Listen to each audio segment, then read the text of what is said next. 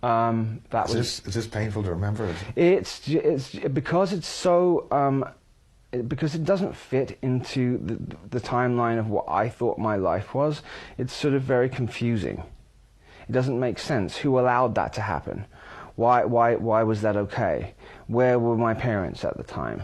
I remember, and this sort of ties in as well, when I was living in Lewes, which is in Sussex as well, I was very close friends with a little girl. Her name was Meredith Kennedy, and I was very close with her. Both of her parents were scientists, and often they used to take her and I to Sussex University lab. There was a lab there, and I remember getting in the car and being driven there. But then when we'd get driven there, the mother or the father would leave, and then we'd be left in the car. And then some strange things would happen in the car. I kept thinking the car was rolling, and then sort of went dizzy, came to, came back again. But I have flashes of memories going inside of the lab. Now, recently I've looked into it more, and Sussex University is an arm. There is an arm of Tavistock that works right out of Sussex University.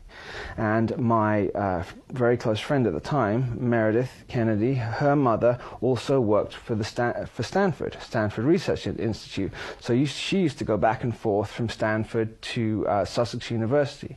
And Stanford then was actually continuing the work that Tavistock had done.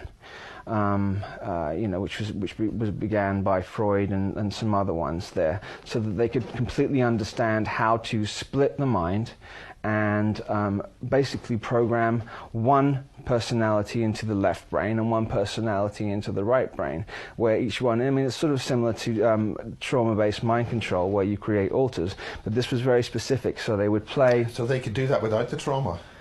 This particular one was being done without trauma. I mean, there was enough trauma that I was left there without knowing. So it's not working. The trauma thing is a crude way of doing it.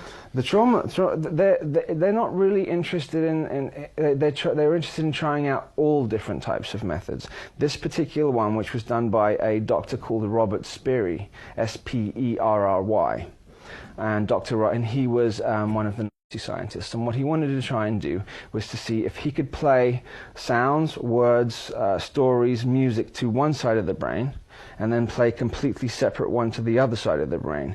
So then it confuses the brain and splits it off. So then you can program one and program the other, which then creates massive confusion as the child gets older, because it's not sure whether it's coming or going, sort of thing. This also induces addiction, because then they created pharmaceuticals that were specifically made for people who'd gone through that trauma. A lot of the opiates that were created in the United States were made specifically because they knew that these kids were going to search that out and find it and become addicts to it.